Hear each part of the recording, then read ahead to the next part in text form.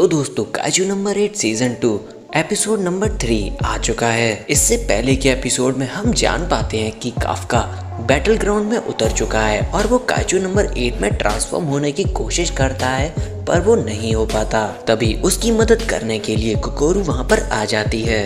Episode 3 को explain करने से पहले आपसे एक विनती है, अगर आपको हमारी वीडियोस पसंद आ रही हैं तो हमारे चैनल को सब्सक्राइब करना ना भूलें।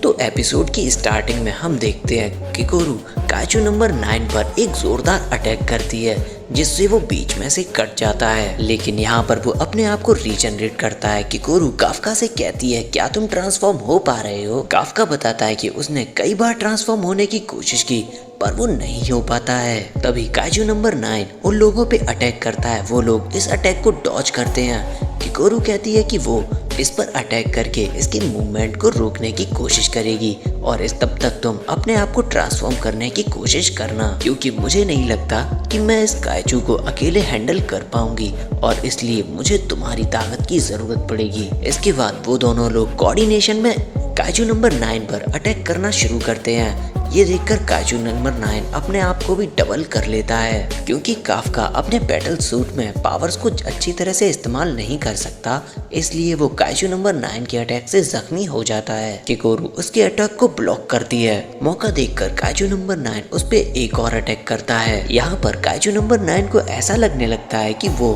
किकोरू को हरा चुका है, लेकिन तभी किकोरू अपनी एक्स के साथ काइजू नंबर 9 के सारे टेंटिकल्स को काटते हुए बाहर आती है। किकोरू यहाँ पर कहती है कि वो इस बार अब किसी और पर्सन को नहीं खोने वाली और वो अपनी पूरी जान लगाकर अपने आसपास के लोगों को बचाकर रहेगी। इसके बाद हम किकोरू के पास्ट का एक फ्लैशबैक देखते हैं, जहाँ पर टीवी में किकोरू की माँ की विक्ट्री को दिखाया जा रहा होता है। लोग सेलिब्रेट कर रहे होते हैं और उसकी बहादुरी के चर्चे कर रहे होते हैं कि कैसे वो अपने वेपन से काइजूस को मार गिराती हैं। इवन क्लास के बच्चे भी किकोरू से कहते हैं कि तुम्हारी माँ वाकई में बहुत ज्यादा ताकतवर हैं। बैटल के बाद किकोरू की माँ घर आती है, जहाँ पर किकोरू उनको एक प्यारा सा हक करती है और उससे कहती है कि आप मॉम बहुत ज्यादा स्ट्रांग हो। तभी वो देखती है कि उसकी मॉम के हाथ में चोट लगी है।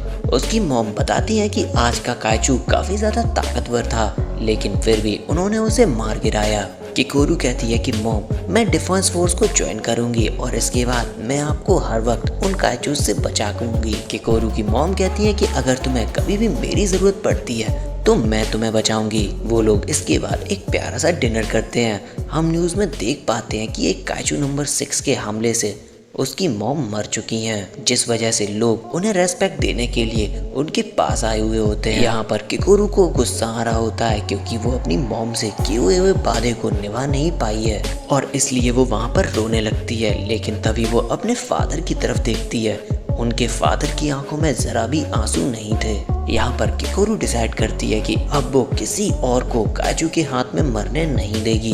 तब किकोरू फिर से काइजू नंबर 9 के करीब पहुंच जाती है और उस पे एक स्लैश मारती है, लेकिन काइजू नंबर 9 अपनी बॉडी को ट्रांसफॉर्म करना शुरू करता है, इसलिए किकोरू का बैलेंस बिगड़ जाता है और उसका स्लैश सही से नहीं लग पाता। लेकिन तभी काफका वहाँ पर आता है और वो उस आंट पे अटैक करता है जिस पर काइजू नंबर 9 बैठा हुआ है। ये अटैक उसकी आंख पे हुआ था, इसलिए किकोरू को मौका मिल जाता है।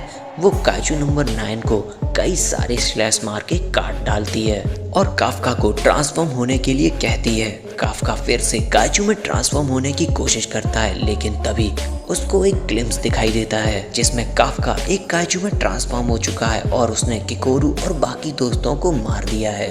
इतना सोचने की वजह से काफका की ट्रांसफॉर्मेशन रुक जाती है। वहीं हम हेडक्वार्टर में देखते हैं कि इतामी काफका के ट्रांसफॉर्मेशन ना होने की वजह से परेशान होने लगता है और इसलिए वो प्लान बी को एक्टिवेट करता है। हम देखते हैं गैन अपने सूट की 98% को पावर यूज करके काफका के पास पहुंच जाता है। वो काफका से कहता है कि मुझे लग ही रहा था कि तुम ये नहीं कर पाओगे। जिसके बाद वो काइजू नंबर 9 पे बहुत जल्दी अटैक करना शुरू करता है। वो अपनी गोलियों से काइजू नंबर 9 को दूर से ही शूट करना स्टार्ट करता है और काइजू नंबर 9 को समझते हुए देर नहीं लगती कि गैन के पास एक स्पेशल इक्विपमेंट है।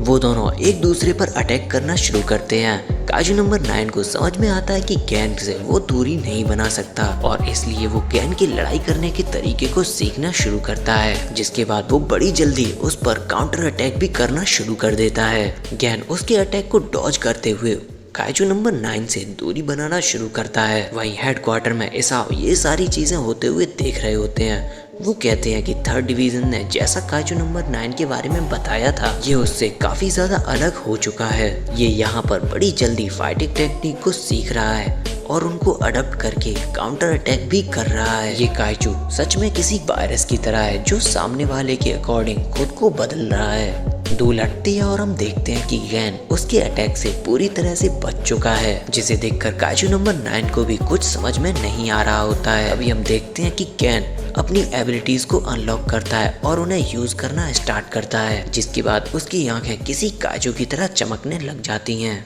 और वो बड़ी ही जल्दी काजू नंबर 9 के पेट में छेद कर देता है। ये इतनी फास्ट होता है कि काजू नंबर 9 को खुद समझ नहीं आता कि ये क्या हुआ। उसे लग रहा होता है कि उसने सारे अटैक्स को लर्न कर लिया है, लेकिन अब कुछ ऐसा बदल गया है जिससे काजू नंबर 9 पर उसके अटैक वर्क करना शुरू कर दिए हैं। काजू नंबर 9 गैन की आंखों को देखता है और समझ जाता है। दरअसल में गैन का जो स्पेशल वेपन होता है वो होता है उसकी रेटिना, जो कि काजू नंबर 1 से उसे मिली थी, क्योंकि काजू नंबर 1 के पास फ्यूचर साइट थी, यानी वो अपने आगे वाले समय को देख पा रहा था और गैन भी यही यूज करना स्टार्ट कर देता है। इसलिए वो काजू नंबर 9 पर भारी पड़ना शुरू हो जाता है। गैन अपनी आंखों की मदद से काजू नंबर 9 का कोर ढूंढ लेता है और उसके कोर पर अटैक करके उसको बॉडी को टुकड़े टुकड़ों में कर देता है। वहीं दूसरा काजू नंबर 9 किकोरू और काफका पे अटैक किए जा रहा है। यहाँ वो काफका पे अटैक करके उसे दूर फेंक देता है। काफका यहाँ पे सोचता है कि अभी मेरे दोस्तों को मेरी जरूरत है, लेकिन अगर वो आउट ऑफ कंट्रोल हो गया तो हो सकता है वही उस अपने दोस्तों को मार दे। किकोरू काजू नंबर 9 पर अटैक करती है और उसे काफका तक पहुंचने नहीं देती। यहाँ पर वो काफका से कहती है कि तुम मुझे अंडर एस्टिमेट करना बंद करो और बाकी सबको भी। हम लोग डिफेंस फोर्स के मेंबर्स हैं और अगर तुम कंट्रोल के बाहर हो भी गए तो हम लोग तुम्हें रोक लेंगे, लेकिन उससे पहले तुम्हें अभी हम सबको प्रूव करना है कि तुम डिफेंस फोर्स के लायक हो या नहीं। यहाँ पर काफका समझ जाता है कि वो कितना ज्यादा गलत सोच रहा था। इसके बाद काफका फिर से काइजू नंबर 8 में ट्रांसफॉर्म होना स्टार्ट करता है और इस बार वो काइजू नंबर 8 में पूरी तरह से ट्रांसफॉर्म हो जाता है। तभी हम दूसरी तरफ देखते हैं कि लोगों को पता चल जाता है कि काइजू नंबर 8 अब ग्राउंड में आ चुका है। हेडक्वार्टर में बैठे जनरल इसाओ इस बैटल का सेकंड फेज स्टार्ट करवाते हैं। काइजू नंबर 9 को भी काइजू नंबर 8 की प्रेजेंस महसूस होना शुरू हो जाती है और इसलिए वो अपनी पावर्स के जरिए सभी मरे हुए काइजूस को फिर से जिंदा कर देता है और अपनी बॉडी को फिर से ट्रांसफॉर्म करना शुरू करता है। काफका किकोरू को थैंक्स बोलता है क्योंकि उसने उस पर भरोसा किया है। वो किकोरू से कहता है, क्या तुम प्लीज ये पीछे आने वाली आंट्स को संभाल लो और मैं इस सामने वाले बंदे को संभालता हूँ। किकोरू कहती है कि मैं इन लोगों को संभाल लूंगी, लेकिन तुम्हें भी काइजू नंबर 9 से जीतना पड़ेगा वरना मैं तुम्हें मार डालूंगी। जिसके बाद काफका अपनी पूरी ताकत को इकट्ठा करके काइजू नंबर 9 की तरफ अटैक करना शुरू करता है। काइजू नंबर 9 उससे बोलता है, मुझे तुम्हारा शुक्रगुजार होना चाहिए क्योंकि तुम्हारी वजह से मैंने अपने आप को और भी ज्यादा ताकतवर बना लिया है। वो काइजू नंबर 8 पे अटैक करना शुरू करता है, लेकिन काफका उसके अटैक को डॉज करते हुए उस आंट के कोर को बाहर निकालकर डिस्ट्रॉय कर देता है। जिसके बाद काइजू नंबर 8 और काइजू नंबर 9 के बीच में बहुत ही भयंकर युद्ध शुरू हो जाता है। काफका काइजू नंबर 9 के अटैक्स को डॉज करते हुए हवा में काफी ऊंचाई तक चला जाता है, जिसके बाद वो हवा में एक मोमेंटम लेने के बाद काइजू नंबर 9 के ऊपर सीधे सीधे एक पंच डिलीवर करता है। ये पंच इतना ज्यादा पावरफुल होता है कि काइजू नंबर 9 उसी टाइम पे फट जाता है और इसी के साथ में ये एपिसोड यहाँ पर खत्म हो जाता है। तो दोस्तों, ये एपिसोड आपको कैसा लगा प्लीज कमेंट करके जरूर बता देना और अगर आप हमारे चैनल पर नए हैं तो प्लीज हमारे चैनल को सब्सक्राइब करें और अगर आपने वीडियो यहाँ तक देखी है तो थैंक यू।